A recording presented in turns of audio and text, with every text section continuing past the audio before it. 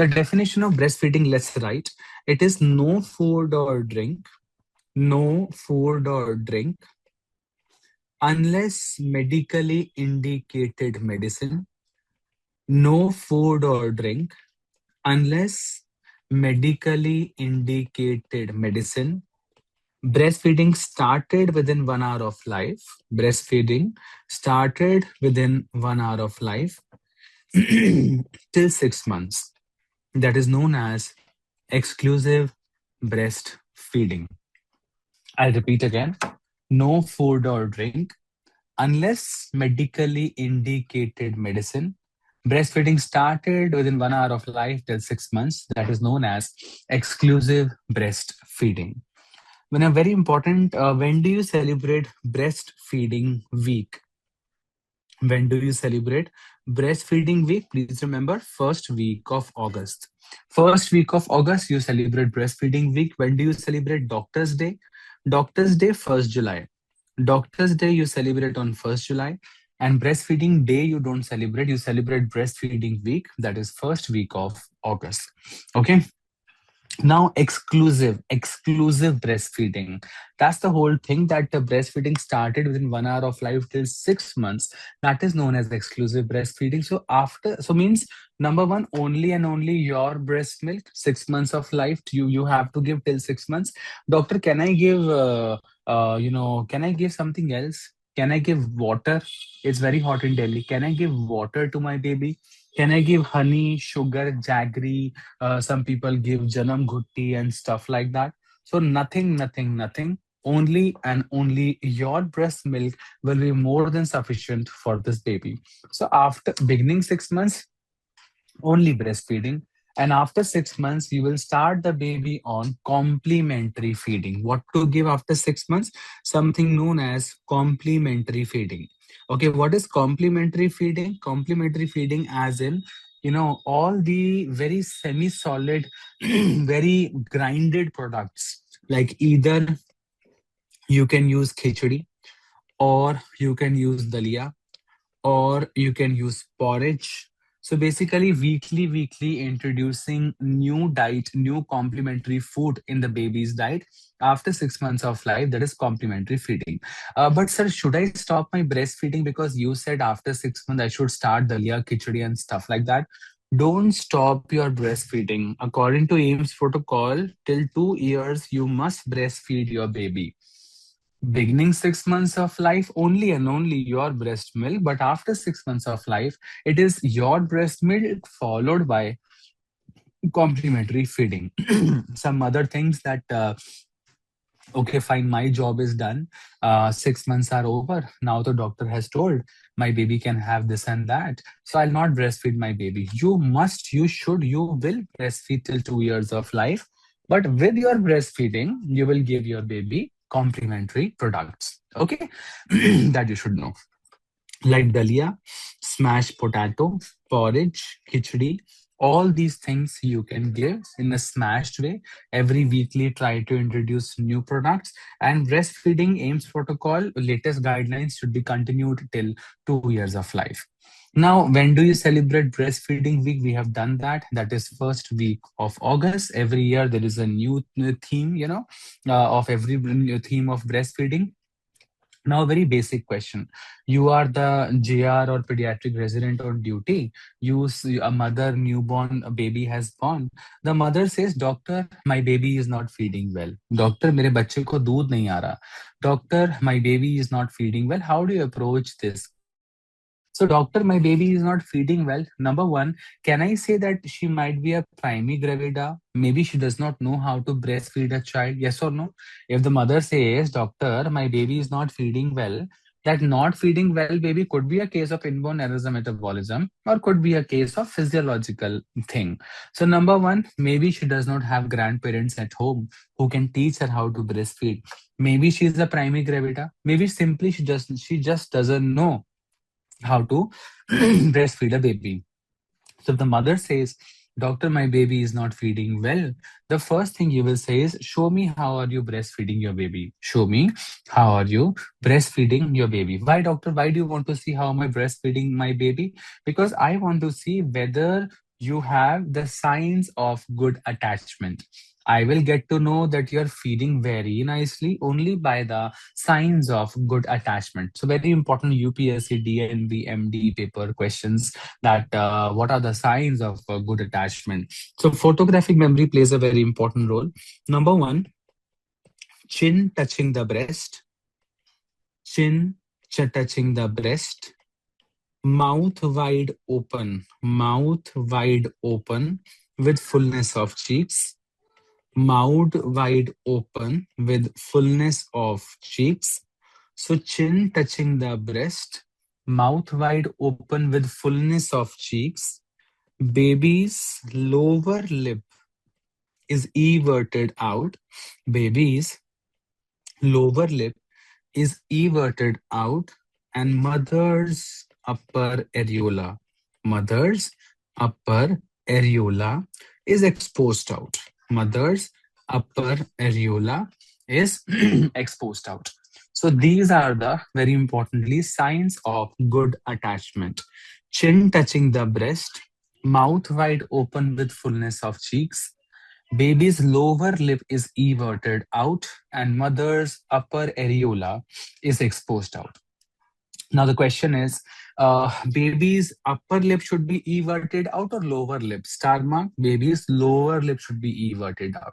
Mother's upper areola should be exposed out or lower areola? The mother's upper areola should be exposed out. So these are the signs of good attachment. If that is there, then I will say, wow, she's feeding so well. Means she's feeding really very good. Okay, that you should know. So these parts are done. These are UPSC questions you should know. Now, definitely, after the signs of good attachment, you should know the signs of good positioning. Now, what is a good position? बच्चे को कहाँ रखना होता है? Where should I keep the baby? Between the breast, or how should I keep the baby? Number one, the body of the baby should be well supported. Imagine a mother is feeding her baby. The body of the baby should be well supported. The baby should turn towards the mother. The baby is like, this is the baby in front of me. He should turn, his face should be in front of the mother. So, number one, about the body of the baby. Again, and very importantly, turn of the baby. Number one, body of the baby should be well supported, and turn, the baby should be turned and looking towards the mother. After the body and after the turning of the baby, now there's something should be on the straight line. Something should be there on the straight line. When the mother is holding the baby, the occiput, shoulder and buttocks, everything should be in the straight line. Occiput, shoulder, and buttocks, everything should be in the straight line. And remember abdomen and abdomen. So, abdomen of the baby should touch the abdomen of the mother. Abdomen of the baby should touch the abdomen of the mother. So, these are the beautiful signs of good positioning. Imagine, okay, whatever you're reading, tell yourself you're reading this for the first and last time. Okay. So, number one, body. What about the body of the baby? The body of the baby should be well supported. What about the baby? Where should the baby turn? The body well supported. Number one, the baby should turn and look towards the mother. And number three, what should be in the straight line? You're holding the baby. No, first is body of the body of the baby well supported. The baby should look at the mother in like kind of a turn towards the mother, and everything should be in the straight line. The occiput, the shoulder, the buttocks should be in straight line, and abdomen of the baby should touch the abdomen of the mother. I had read it somewhere in AIMS protocol that abdomen of the baby, and if you touch the abdomen of the mother, that basically prevents apnea in a baby. In a preterm baby, what is apnea? Temporary cessation of breathing for more than 20 seconds. So this basically, if the abdomen of the baby is touching the abdomen of the mother, the baby, this still stimulation is there. So it prevents apnea of prematurity, or apnea basically. It prevents apnea in a newborn baby.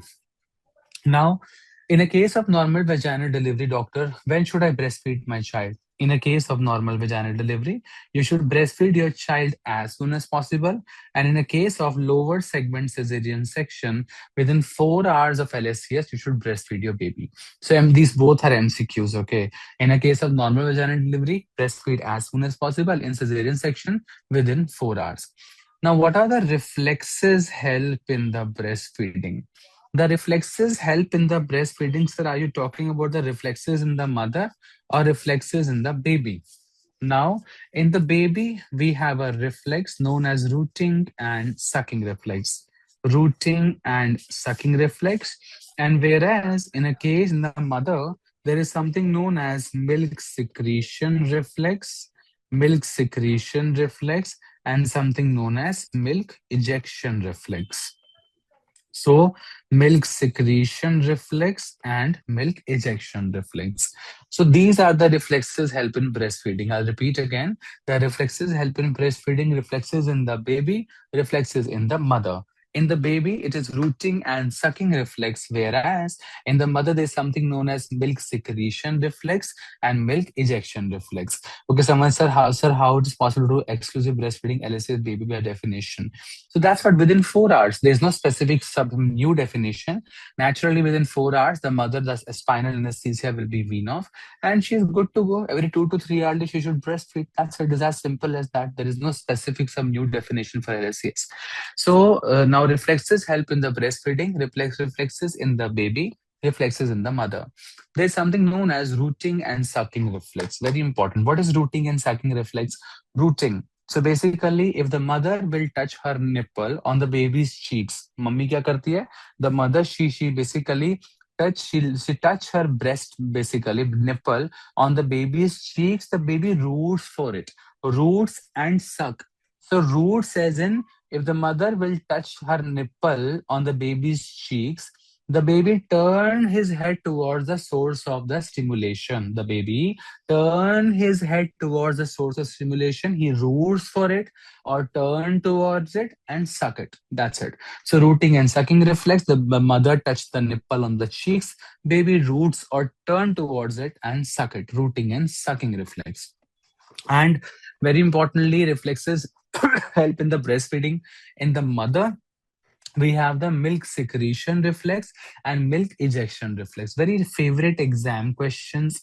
What about prolactin? Prolactin is milk secretion reflex or milk ejection reflex. So remember PPOO. PPOO. Prolactin produces the milk. Prolactin produces the milk, whereas oxytocin oozes out the milk. Oxytocin oozes out the milk. Okay, so prolactin produces the milk and oxytocin oozes out the milk. Okay, so prolactin produces the milk. It is a milk secretion reflex. It is a milk secretion reflex, whereas oxytocin, it is a milk ejection reflex. It is a milk ejection reflex. So basically, baby suck the nipple, the nerve carry impulses to anterior pituitary. The baby suck the nipple, the nerve carry impulses to the anterior pituitary, and there basically the prolactin is released. It was a DNB paper actually, true and false. So anterior pituitary release the prolactin, not the posterior pituitary. So I'll show you one picture also. Yeah, this one. So baby suck the nipple, and then nerve carry impulses to the anterior pituitary, and there basically from anterior pituitary the prolactin is released. It is a milk secretion reflex. Very important. Asa, one more question was there. Doctor, can I breastfeed my baby more in the daytime and less in the nighttime? I want to sleep, doctor. I get tired and all. No? So night I will sleep off and maybe skip one feeding, but definitely in the daytime I will double the feed. But can I do that? The answer is no, because prolactin secretion is more there in the night time. Midnight, 2 o'clock, we have this prolactin surge. So basically, madam, you should breastfeed in the night time also, and night time is very important because prolactin secretion is there more in the night. That's why. Number one. Number two, so and milk secretion. So prolactin is a milk secretion reflex, and P for prolactin, P for galactopoiesis. It is also known as galactopoiesis. So milk secretion reflex, prolactin is responsible, and that is nothing but galactopoiesis. Now, very importantly, as I told, milk ejection reflex. So, who is responsible for milk ejection reflex? So, oxytocin. So oxytocin oozes out the milk. Oxytocin oozes out the milk. It is a milk ejection reflex. Is it there in the brain or something? No. It is there in the smooth muscles around the breast. Prolactin was secreting from the brain, from the anterior pituitary. Whereas oxytocin, basically it is a milk ejection reflex or milk let down reflex. So basically, oxytocin stimulates the muscles around the breast. This one. So muscles around the breast basically it stimulates, and then that through which oxytocin is produced. So oxytocin basically stimulates the muscles around the breast. So please remember this important point that anterior pituitary release the prolactin, whereas oxytocin is basically stimulates the muscles around the breast, and that's why it is known as milk ejection. Milk secretion, prolactin, and milk ejection, oxytocin. And say one was galactopoiesis. P for poiesis, P for prolactin. So galactopoiesis, that is prolactin, is responsible, and then we have galactokinesis. Kinesis means movement. Kinesis milk ejection reflex. Kinesis is a milk ejection reflex. Kinesis means kick out. The milk comes out of the smooth muscles of the breast. So galactokinesis is milk ejection reflex, kinesis, and galactopoiesis is the milk secretion reflex. Okay.